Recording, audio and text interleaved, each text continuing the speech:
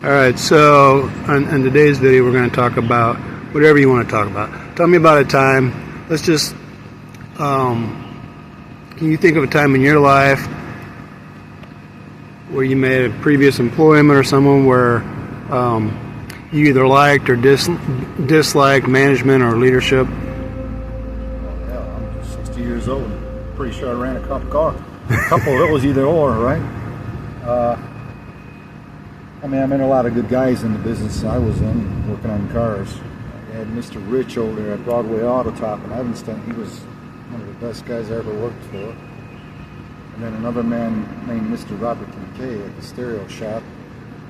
And I got sick from painting cars. I had to figure out a new way to make a living, and he hired me as a installer for car audio, taking cars apart and learning how to run wires. And then a year and a half later, I'm one of the best installers in the shop manager. So how did you mentioned both of them? What did you like about their leadership style? They always be nice to you, smile at you, say good morning to you. Yeah, can't ask more than that. We make money, everybody's happy.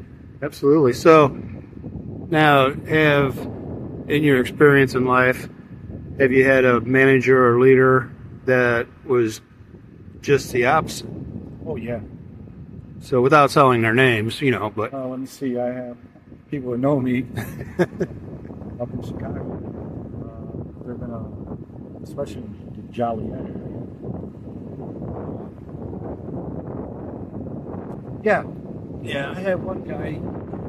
He actually was he had a stereo shop installer, and then shop foreman had another installer underneath me. He would book up cars, and knowing that we need help, he'd go home and cut his freaking grass. oh wow. On 2 or 3 hours, we're doing the cars and answering the phones and making the appointments and ordering stuff and doing troubleshooting. That's the kind of person that makes you not want to go to work. Also, people, when you come up and they don't even bother to say hi to you, give you not even a fair crack of a smile or anything. And you're always afraid to see them, because the only time they really want to talk to you is when they want to chew you a new asshole or tell you did something wrong. It's the kind of manager you shouldn't be. So if you had advice to give any manager or leadership, somebody in your past, what would it be?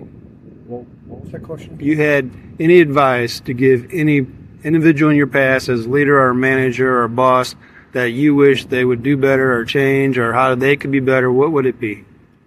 Well, treat all your employees the same. Don't have any favorite ones. Don't let the ones you like get away with murder all the time, because it makes the other employees resentful towards you and that other employee. When you do get in a position of power, don't let it go to your head, because it happens. Hell, it happened to me. First time I was ever install manager. Got a little stupid and a little loud and let that shit go to my head. And what does it cost you to say hi to your employees, or just ask them how they're doing? Right, a little acknowledgement. Yeah, something. Just Absolutely. let them know that you're just not an employee to them. You're a human being, and they appreciate you for being here and taking the job, and or here, there, or wherever you're at, doing your job and trying to do it well. Should at least acknowledge you, not with a candy bar or just a hello and how you feeling. Something Goes a long way, doesn't it? every day. Absolutely.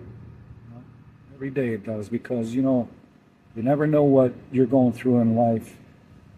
Someone's might be going something worse, and it also comes down to the customers. You look at the situation. You don't judge a book by their cover. They might not have clean clothes or might have dirty hands, but that person might be the best person in this world.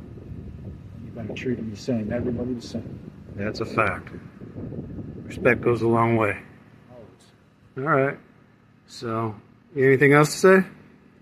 No, just be kind, be good to each other, and don't forget, by the grace of God, there goes I. So, it's a powerful message and everything you just said. All right, I appreciate your time. Thank you.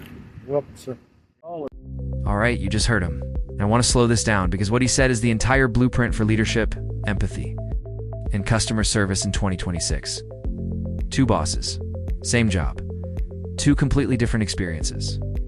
One boss made him feel seen, acknowledged him, gave him the tools, trusted him, got out of his way. That's leadership. The other boss left them hanging, understaffed, overloaded, no tools, no support, and then disappeared to do personal stuff while the team drowned. That's not leadership. That's abandonment. Empathy isn't about being nice. It's about knowing your people. Not with a pizza party, not with a candy bar, with presence, with attention, with actual care. Because you can't lead people you don't see.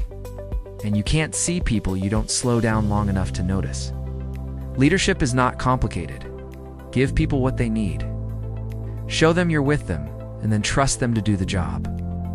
People don't need perfection. They need support. Customer service starts with how you treat your employees. If they feel abandoned, your customers will feel it too. If they feel supported, your customers will feel that. And he said something that hit me hard. You can't judge a book by its cover.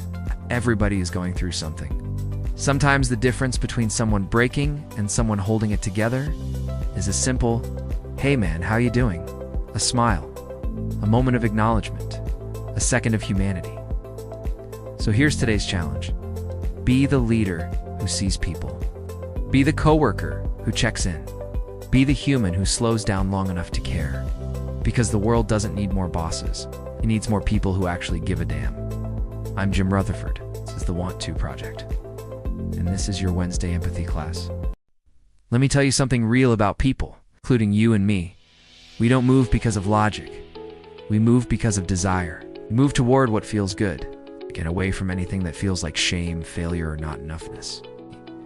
We buy what we want, long before we buy what we need. And the story we tell ourselves about who we are or who we want to become decides everything. That's why the VDR class exists. It's because you're not buying a workbook. You're not buying a video. You're buying a story about your future self, a version of you who communicates better, leads with confidence, and stops repeating the same patterns.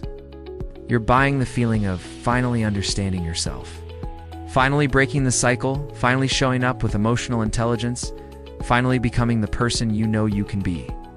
People don't buy information. They buy transformation. They buy desire. They buy the version of themselves they've been trying to grow into. And if you're watching this, that desire is already alive in you. So here's your moment. Click the link, get the workbook, lock the video. Step into the story you actually want to live, because the only thing standing between you and the next level is the decision to move toward it.